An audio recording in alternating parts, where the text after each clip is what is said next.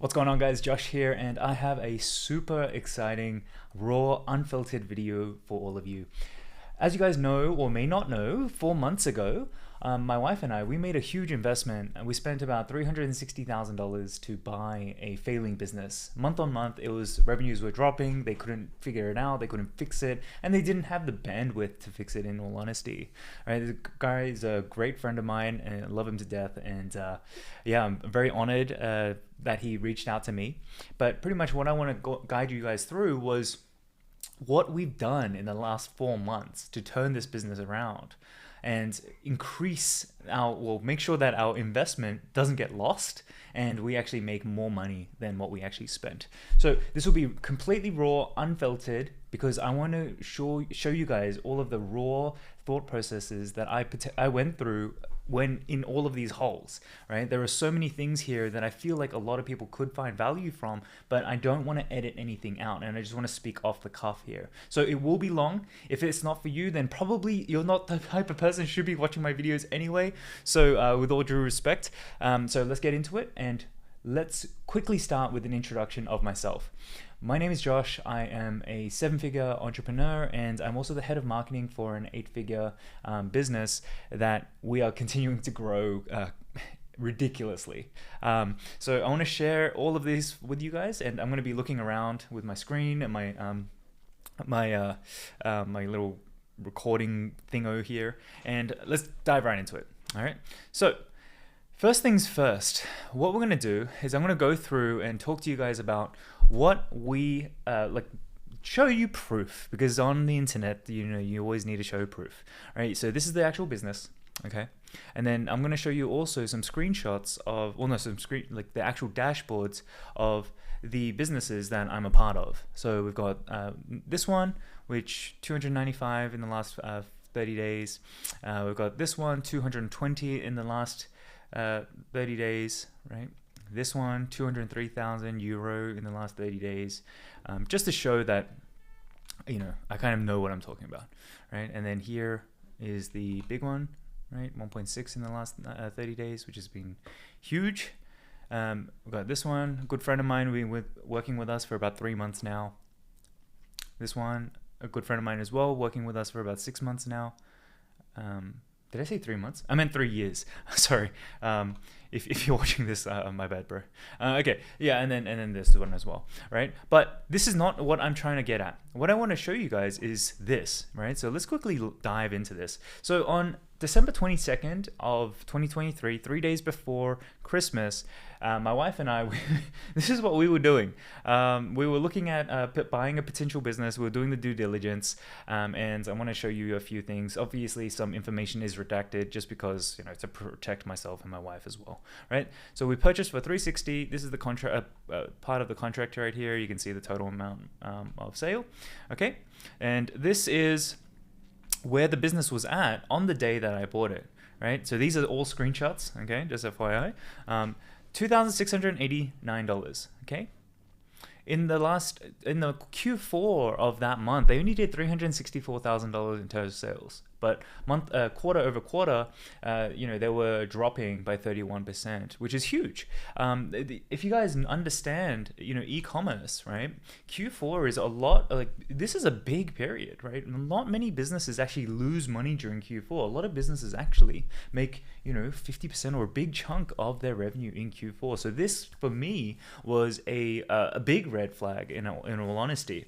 It was a telling sign that yes, the business had issues, whether it was be poorly operated or whatnot. We're going to dive into that, okay? And just as a kind of like a foreshadowing of how we are going, this is the last 30 days. We're up 83% month on month.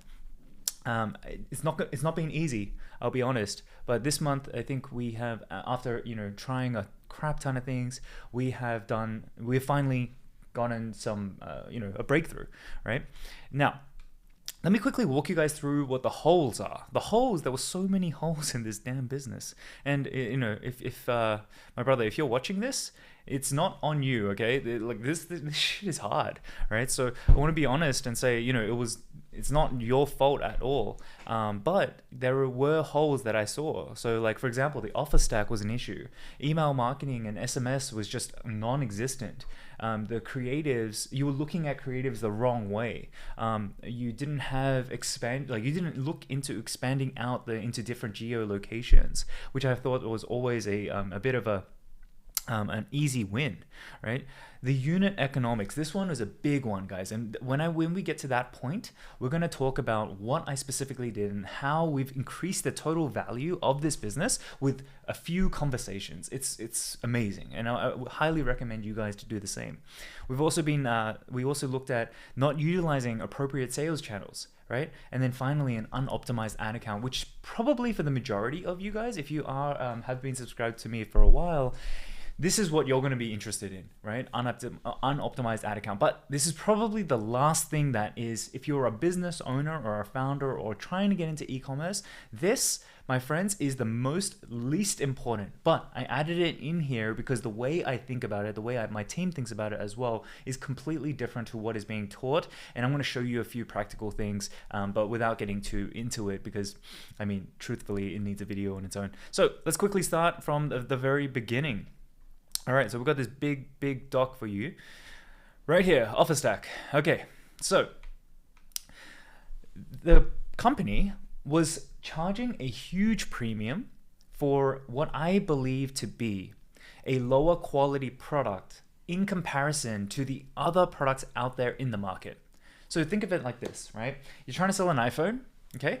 And you get a Huawei and you're trying to sell the Huawei for the same price as an iPhone 15 Pro Max, right? Who in their right mind would buy that? Unless you're an amazing seller. I mean, that can work too, right? So the key lesson here is to be realistic when you're looking at selling products online. If you are, you have this diluted view of like, oh, my product is different because XYZ, it's better quality. Like, you have to take a step back and take a deep, hard look at yourself. Because if you yourself, as a consumer, if you put yourself in the consumer's shoes and you are not willing to pay the price that you're charging for your product, or ask your significant others, your family members, your parents, so on and so forth, if they do not say that's worth it, then my friends, that is a red flag for you. So if your competitors are charging $100 and you're charging $300, you are seriously just dreaming, okay? You might get a sale here and there, but without consistent conversions, your business will not thrive. So that's exactly what we did. I had a look at all of our market competitors and I was like, oh shoot, they're charging a significant amount less. Well, I'm not going to be stupid and just continue to go and sell at the same rate or same offer as the previous owner, because, well, truthfully, I just spent $360,000 on this bloody thing. I'm not going to go and just, take it not seriously. Okay, so what we did was we explored a few options. In the United States, we have things like Fondue, all right, and we can have links to that in the description below. Amazing, right? 20% cashback is very worthwhile testing. For us, it was very valuable. For my peers, some people say that it's not valuable, but again, it's worthwhile testing. We also changed the offer. By changing the offer, we increased the conversion rate from 1.25 to 1.6 within, 90 days, right? And for me, that was a big thing. And let me just quickly show you guys something. This is a calculator that conversionwise.com has built, and I love this calculator because it shows you what is possible. Okay, number of current conversions per month, we got 730. Current monthly revenue, 109. New conversion rate, 1.6. Okay, right? Then, here we go. Additional revenue per month, 36,450. Right? If you're spending the same amount of dollars every single month, who in their right mind would say no to 36,000 extra amount of sales? Right? So look at this. This is just nuts. Okay, so this was a big thing for us. The offer was a big one. So big lesson, be realistic, have a look, do your market research, and make sure you don't try to charge a ridiculous surplus for something that is actually not worthwhile, right? You guys have rose-colored glasses sometimes, and myself too, right? Like whenever we sell our products, we think it's so great, but in actuality, you need to get that market research, and if the market is not buying it at the price that you're setting, well, then they're not seeing that value. So you either, one, need to improve your marketing, or two, you need to address your offer, okay? So let's go into the next point. Email and SMS marketing. The guy, he just did not believe in this stuff, right? He did not believe in it. And let me prove it to you. So there are two ways that we're going to look at this. We're going to look at email first because I think more and more people are aware of email. So let's quickly zoom in right here, right? So in email, we've got this period here, March 20, 2024 to April 19, 2024. That is until yesterday when I was preparing this doc, right? So overall, our attributed revenue from Klaviyo through flows and through campaigns has been up by 77%, right? You can see here from campaigns up by over 1,000%, right? Which means that honestly, there was no campaigns being sent. And then flows as well. There were a lot of core flows that were not sent here either. But again, guys, I'm not going to go into detail of what specific flows because that deserves its own video so for you guys to properly and accurately learn. Okay, so let's quickly have a look at the past 6 months prior to sale, right? And how many emails that they were sending. So let's quickly go through. I swear. Okay, here we go. Sorry. We got the before. Okay, let's have a look at this, right? So they sent an email December 12th, 11th, 10th, Feb 8th, 2023. Okay, so that's a whole year, right? A whole 10 months between those two, right? And then January 27th. And then again, we're back at to November 28th of 2022. This is just ridiculous, in my opinion, right? Crazy. How can you not send an email for Black Friday ever? Right, there was proof that it was working. Look at this, $718, and I'm not sure if you guys can see it. Yeah, you guys can see it. Great. So yeah, it's just nuts, man. It's nuts, absolutely nuts. Anyway, so we've got this here, right? Got this here, and then we've got the after, and just take a look at how many emails we're sending ever since purchase. Okay, we bought it on December 22nd, and let me just quickly zoom in for you guys right here. On December 26th, we sent an email, okay? We sent an email. Let me zoom out so you guys can see kind of like the breakup of revenue. 26th, we sent an email, right? 29th, we sent an email, right? So we made 250, 29th, 1,300, January 1st, January 11th, January 17th, January 17th, January 25, February 3rd, Feb 10, Feb 15, and so on and so forth, right? So the big lesson for this one, guys, is even if you think email is dead, it's not. Because let me ask you a question, like when was the last time you were watching have opened your email? I'm gonna guess it's multiple times today, right? So if you guys think email is dead, check yourself, okay? All right. Now, let's quickly go through the next portion, which is kind of SMS. All right, so SMS is a whole beast in itself, but there are a few things that I think that are very, very crucial and for you guys to understand and to start implementing today. Ever since we purchased the business, right, last year, Postscript, which is our chosen SMS provider, they released something called on-site opt-in. Now, this thing is just insane, right? It's utilizing their own like proprietary software, and you know how when you get a code you need to do authentication, it sends you a SMS, and then on your phone you can just click it on the iPhone, right? That's exactly what Postscript is doing for our stores. Before, whenever you had an opt-in, you needed to say, you need to get out of the website, go to your SMS, and then reply why. So you're adding friction into this whole thing, right? So before, let me just show you really quickly the before opt-in rates for this particular brand, because they did have SMS, right? Only 1.2% opt-in, right? But part of retention, opt-in is a big part of it, retention. So let me show you guys what change we've been able to make ever since that. So right now, like I said, we've been split testing a cashback offer. And from a cashback offer, you can see here, well, we've got a 3% conversion, right? So we've effectively, 3 times the value, right? And then not only that, but this is just desktop, mind you, right? So 2.93, email as well. We're still collecting email, right? Cashback always won for us. When we go back down to here, mobile cashback and coupon, right? This is where it went even crazier. Mobile cashback was a 4.5% conversion, conversion rate. What does that mean, guys? It means our conversion rate from 1.2 to 4.5 increased by about 400%, right? Insane. Right? Insane. Right? So these are the things that they were not testing. And then from that, you can see here, well, from our mobile opt-in mobile pop-up opt-ins, right? We're starting to make in the last 90 days $54,000, 55 for rounding up.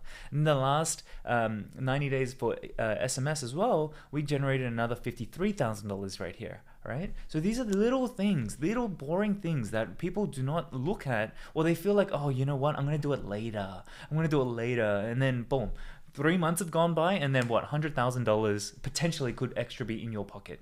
Okay. Next portion, poor use of creatives. This is a big one. And I'm going to quickly just talk face to camera here.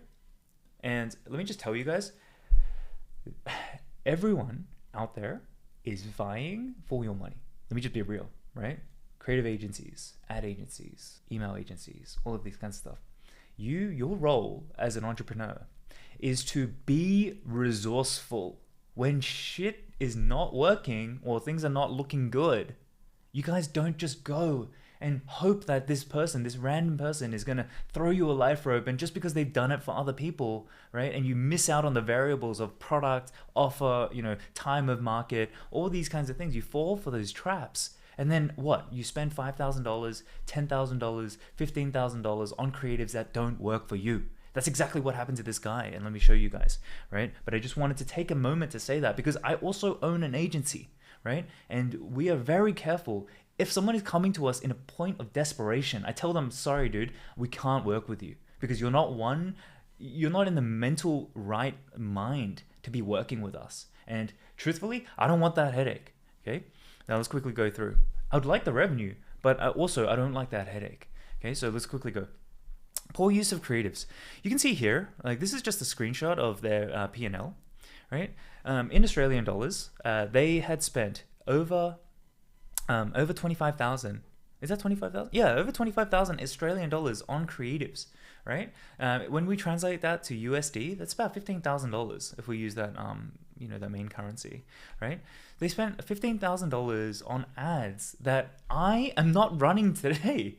I'm not running them, right? Because I did test them in the last 4 months. I did, but they just never worked. So like, it blew my mind, right? And then they were like, you know what? Hey man, let's do another third month and blah, blah, blah. No, we're not doing that. We need to get into a position of profit. We need to get a bit more fat on our bones. And then potentially, if it eases my workload 100%, then we will jump back into it, okay?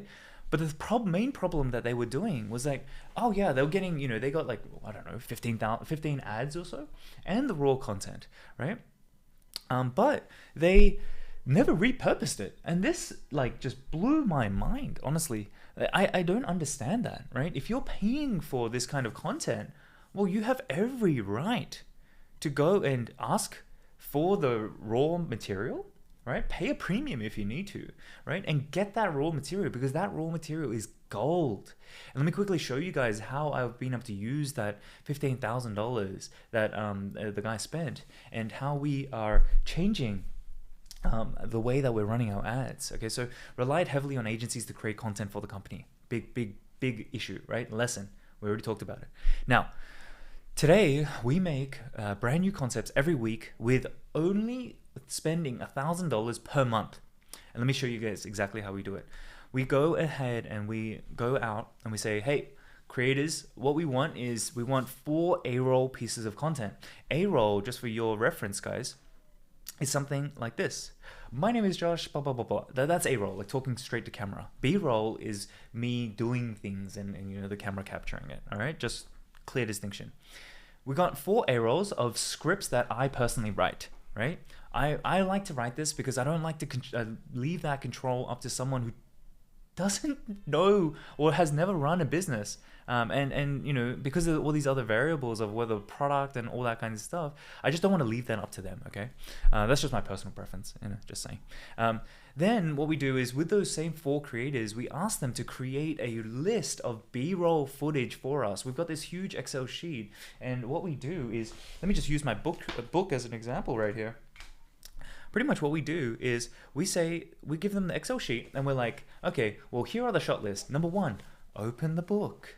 Number 2, pick up the pen, and so on and so forth, right? So think about your products in this way as well. All of the different ways that you can use your product or show your product in use Go get those clips. Use your own body or your spouse's body or whatever, right, to get those clips if you're getting started, because you don't need to go out and pay for people to do this for you.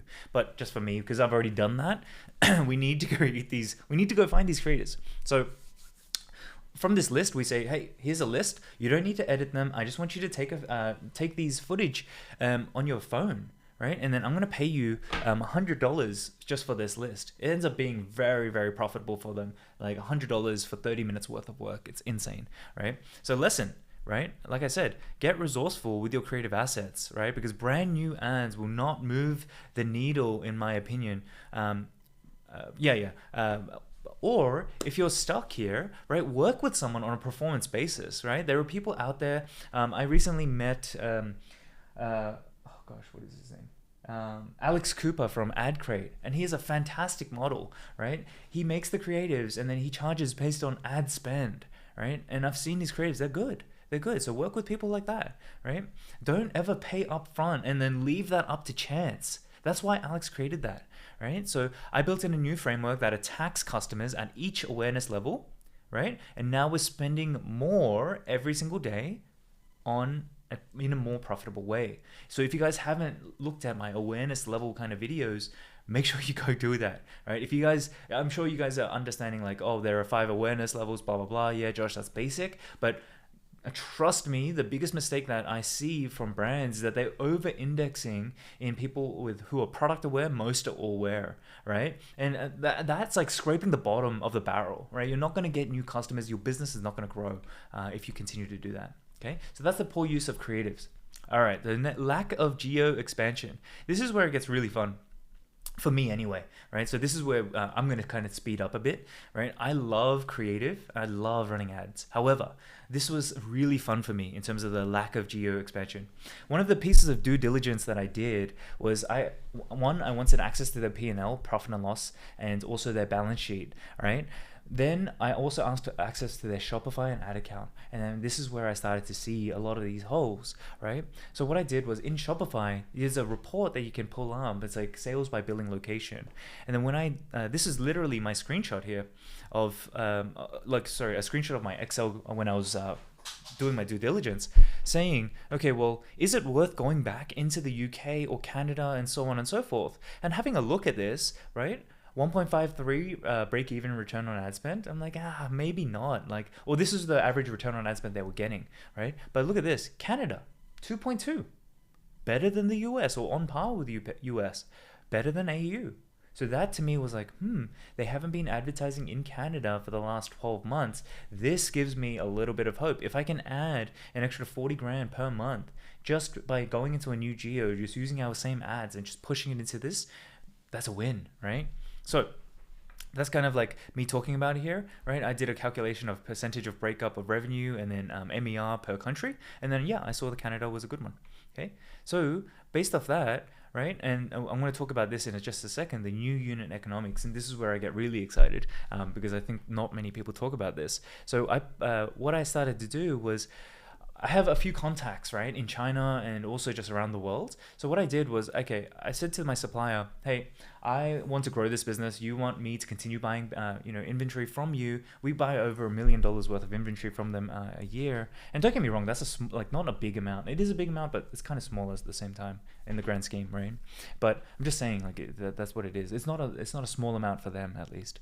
So what I said was, hey, we want to grow, and I want your support. Okay. So as a result, what I need you to do is I need you to drop your MOQ from 1,000, and I want you to give me 100 units so that I can send it to each of my warehouses in each of these countries, right? My contacts, and start to test these audiences. I'm willing to put money behind advertising in those countries, but I need you to work with me to make sure that we can actually go into these countries profitably. And if so, I'll come back and I'll put $1,000 units on order.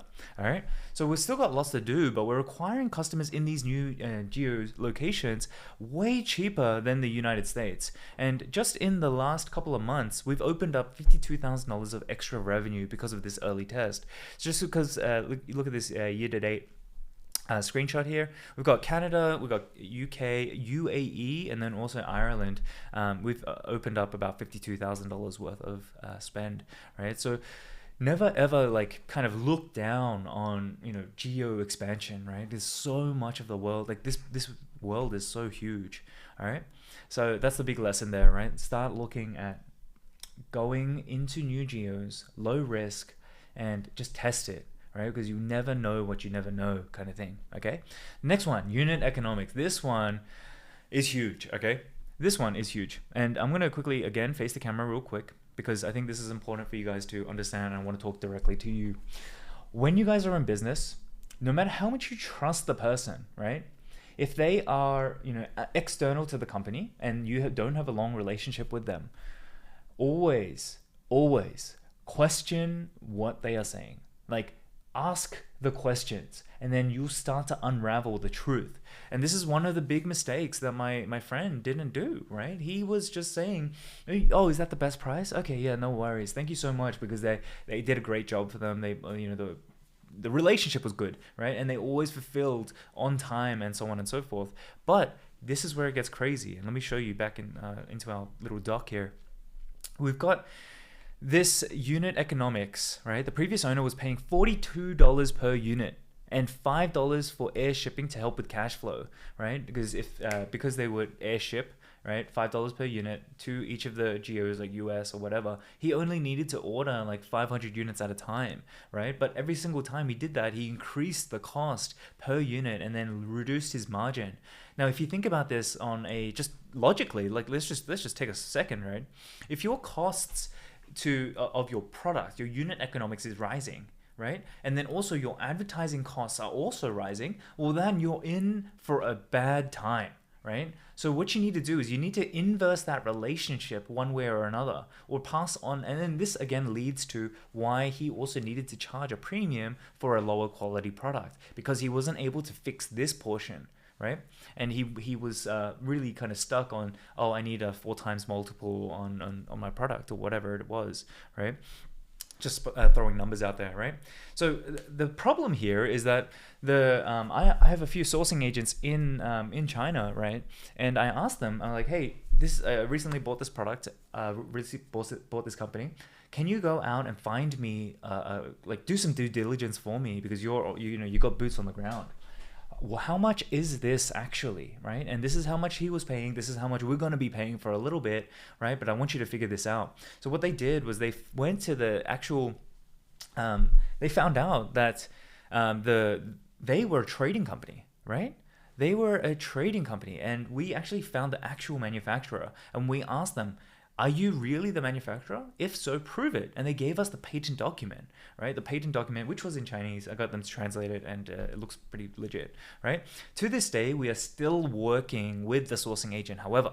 But what we did do was there was multiple calls back and forth late at night from us here in New York, and early in the morning for them in China, and the flip side as well, to get these prices down.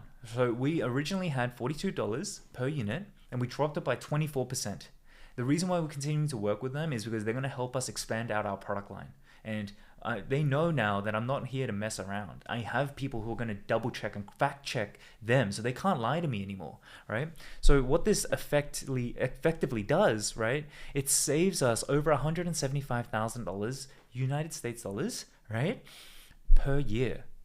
Add on sea freight, and we'll save an additional 70, right? So when we're looking at the overall unit economics, that's an extra $245,000 with us changing nothing. If we keep all of the sales velocity the same, right, but we just adjusted this unit economics, we now, because we can pay all of our expenses, if I wanted to, I can literally just take this $240,000 and just keep it as profit and use it for myself and my family. Right? You can buy my wife a new bag or something, right? Something like that, right? Anyway, lesson is, do your own due diligence. It's so, so important. Always try to find the truth. If someone has a financial incentive to take advantage of you, question everything, right? And let me just quickly show you guys. Here are our rough calculations of how I like to look at, take MER targets and so on and so forth. Before right? This was them, right? They had to hit a 2.46 MER target to get a 30% profit, a 1.98, a 2 times to get a 20% profit, 1.65 for 10%, and a 1.5 for break even. They could only spend $115 to get a customer, but let me be honest, they weren't hitting that, they were exceeding that. But now what we can do is, with this new calculation, we can spend $125. It's $10 per person, and even though it doesn't seem like much, guys, when it adds up, when you're selling 150 units a day, this adds up, right? That's an extra 1,500 per day, right? And 1,500 times 365, you can do the math. I was never good at math. Anyway, min ROAS 1.36. Now our target is 2.3, 1.87, and 1.57, right? And then let me just quickly talk about this real quick. The minimum ROAS thing is so important, right? What we do is I bake in all of our OPEX, and our OPEX is pretty low right now, just because it's myself, a few VAs, and operations manager, and the UGC, the UGC packages of 1,000 a month, right? This minimum ROAS number is so important, because even if days are not looking good, right? Let's say, for example, I had 3 days of profit. We were at like 2.3. We're making 30% profit. I'm super happy, blah, blah, blah. And then the next day, it just tanks, right? And then our overall MER for that day, right, is 1.36. If that's the case, most people, without knowing these numbers, what they're gonna do is they're gonna be like, "Oh man, I need to go and I need to turn things off. I need to create new ads, and I need to go just push buttons in the ad account." And often at times that actually damages the business more than if you just have a level-headed approach. You know what your break-evens are. Not every day is going to be like rolling in the cash. Every day is going to be ups and downs. That's the nature of this business, right? So you need to have a look at a long-term view of, how's my trailing 4-day looking? How's my trailing 7-day looking? How's my trailing 14-day looking, right? And then use that as a way of signaling, what do I need to do next? And I'm going to show you guys that in another video. But let's quickly go back and show you. We've got this our lovely lady right here. This was at really early in the morning, when they found out that we were kind of like figuring out that going behind their backs and talking to suppliers and so on and so forth. So she essentially lied to us, and but was continuing to work with her because she matched the price that I wanted, and also because she's helping us to expand out our product line. She hasn't admitted that she lied, but the writing's on the wall. Anyway, let's continue going through. The next part, not utilizing appropriate sales channels. So when I was doing my due diligence as well, another thing that we were doing was, if you guys know, let me ask you a question. If you're in the United States, Canada, UK, or Australia, or even Europe, when was the last time you bought on something on Amazon, right? Like, that is the biggest marketplace out there. So part of my due diligence here was to have a look at the main keywords that are for this particular product, and I searched up the brand name, the keywords, and so on and so forth into Amazon, and this is exactly what came out. You can see this is the search terms. I literally took this just yesterday, right? I'm still searching it today, but you can see, look at all of these were related to the brand, right? So if that's the case, well, shoot, what should I be doing? Like, I definitely need to be, I need to 100% jump on Amazon, right? So then the lesson here is explore new sales channels when it makes sense to you. There's even in the 8-figure business that I'm running the head of marketing for, right? There were times where going into new sales channels did not make sense, right? Whether it be cash flow issues or, there was just so much existing demand that we needed to capture. You need to understand, for your business, your needs are going to be different. Okay, so make sure you take that plunge when you can, because otherwise you're gonna struggle, right? And if you don't open up these other sales channels, your competitors will, right? So understand that whenever you spend an extra dollar on Facebook or Google or TikTok or YouTube or wherever, right, that impression doesn't just drive sales on your store, but it also drives impressions and also total awareness on your other sales channels that are present in your business. Okay, so you need to take that into consideration as well. And let me show you that with proof. Okay, look at this. What I've got here is a top and bottom kind of thing, right? So let me kind of focus you guys in onto the top part. The top part, right, is this is our first time customers versus returning, right? The fourth quarter of last year, they had 2,306 new orders, right? They generated about $400,000. Okay. Now, when you do the math, right, and we want to really focus in on the new customer revenue, right? So 2,226 new customers for that quarter. If you have a look at the ad spend here, for that quarter, they spent about 3.7 something, right? 370 something, sorry, excuse me. And then when you do that, the calculation, the 374,000 divided by 2226, right, equals $168 per, like that's the new customer acquisition cost, right? $168. But the currency that we use in the ad account is Australian, and we sell in USD. So when you extrapolate that out, you do the translation just using Google FX, it's $107, right? But this, look how much it changes once I start to include Amazon, right? So I'm gonna do it two ways, right? Number one is without Amazon, just with our own, like the new things that I'm doing, right? We had 983 customers in the last 30 days, and we spent 153,000 Australian dollars, right? So that makes us spend about 156 AUD, and when we translate that down, it's 100 USD, right? So that was an 8% reduction, and I'm still happy with that, because if I quickly reference you guys back to this number right here, right? If it's between 90 and 107, right, I'm still profiting 15%, right? Because the green is 10% and the blue is 20%, all right? So if my acquisition cost, new acquisition cost, sorry, is 99, I'm kind of smack bang in the middle, and I'm profiting 15%, which on $180,000 worth of revenue, I'm pretty happy with that, right? But let me include Amazon right here, right? So Amazon, for the last 30 days, we had 105 orders and generated an extra $18,000, right? So if we do the math right here, this is the ad spend as well. With Amazon, our cost went from 156 AUD, which is 100 to 140, and that is 99 USD to 89 USD. And then let's just quickly reference back again this number here. If I'm at 89 USD, well then I'm really smack bang in between the 30% and the, well, not in between, sorry. I'm more towards the 20%, right? So there's an extra 5% profit just by doing this, right? Now, on days like today when we're, at a 3 times return on ad spend, we're wildly profitable, right?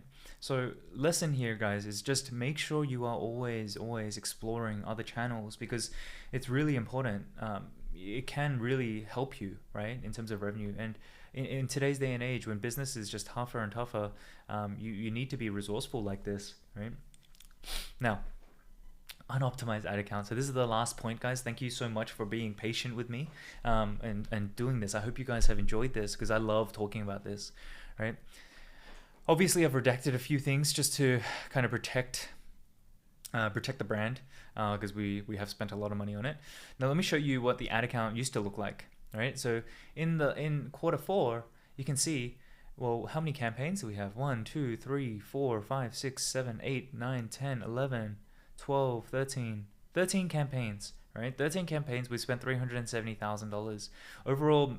In-platform return on ad spend was 168, right? CPM's 29. That's not really that important, but anyway, what I'm more kind of going towards, guys, is that they had 13 different campaigns, and they were being turned off and on constantly, right? Like, look at this one, 10,000, right? Oh, it's not performing well, let's turn it off. This one here, 6,000, it's not performing well, let's turn it off. CBO 2.5, 1.8, right? 400, 500. Like, how the heck is Facebook supposed to figure out who your ideal customer is if you keep doing this crap, right? So pretty much what I did was I broke it up and made it very consistent, right? Doesn't mean you don't test, right? I'm not saying that, but also you just need to be a little bit more level-headed. And another thing that they were doing that was incorrect was that they were lumping all the geos, the 2 main primary geos, into one consolidated campaign.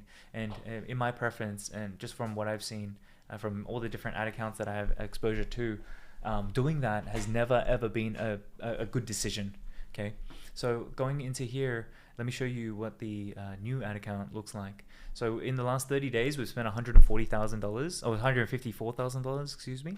But pretty much you can see here, some of the campaigns I have left on, right? But look at this, like this is a new campaign that I just set up, but UK, UAE, AU, USA, UAE, this is USA, this is USA, right? And I was testing other countries, right? Like Ireland, AU, UK, Canada, US. And the thing is, like, if you just look at my overall MER on, oh sorry, in platform ROAS, right, 1.46, it looks like I actually don't know what I'm talking about, right? Um, it's actually worse, right? But there's actually more details that need to be taken into consideration, and I'm going to show you that. So the old way that he was doing it was he was just relying on in-platform data. But the thing is, with in-platform data, guys, it's not always 100% accurate. You got even for the beginners, if you guys get like let's say 5 sales on Facebook, you're going to see that probably only 2 or 3 get registered. Then where are the other 2? How do you make decisions, right? So what we've done is we've consolidated each of the geos into its own campaign, and now what we can do is let me just show you an example. We've got this NCAC and MER calculator that my assistant fills out every single day. And then what we do is we translate AU to USD. So how much money did we spend in that specific geo? How many new customers did I acquire? Because that's all I really care about. And because if I can be profitable on my new customer acquisition, then anything that comes afterwards, I'm happy, right? So you can see here our NCAC is like 80, 59, 70, 230. We had a bad day there. But again, here, because there's different geos, it's like hedging your bets, right? You don't have to worry so much about like a few bad days, because the bad days will be offset. But the thing is, when you start to see like consistent bad days, then that's when you are kind of prompted into action. And then that's where you can see, well, things are improving. Now, the thing that's important to realize here is, again, you need to have a look at the trailing 4, 7, and 14 day, and even 30-day view, right? So you want to be improving consistently. So 4-day view, you see 1.97, 7-day 1.71, 14-day 1.65. So you can see as we are progressing on, our data and our performance is improving, right? Because we're putting in new creatives and so on and so forth, right? So that's why it's so important to understand this number here, right? So just for reference, if my trailing 4 was 1.97, then I mean I'm between the 20 and 30% profit margin mark, and on 180 I'm very, very happy with that. I'm very comfortable. That allows us to test and take more bets, right? And because we're blessed with a good a good margin here, we're able to do this. But this is the difference in how we're running the ad account, and this makes all the difference in the world, because the moment you start to make all these changes, you start letting your emotions affect you, and you go in there, you're like turning off, let's duplicate, let's do 10 different ad sets, $5, blah blah blah. You're shooting yourself in the foot, right? Like you're pretty much just sprinting in the beginning of a marathon, and then what? Like you're not going to be able to finish the race. So this is why having this kind of numbers and understanding these numbers is so crucial, right? So guys, it was a bloody long video. How many minutes is this? 42 minutes, 43 minutes. I appreciate you guys all for hanging around. If you guys want to follow me on Instagram, if you guys want to learn from me as well, there's going to be links in the description below. That I also have a free and also a paid group. So if you want the insights of following along with this, like daily case studies and so on and so forth, definitely feel free to check that out. I also have a newsletter down there, and Instagram if you want to see like the life of mine, if you're ever interested. But if not, all good. Hope you guys enjoyed. I'll catch you guys in the next one.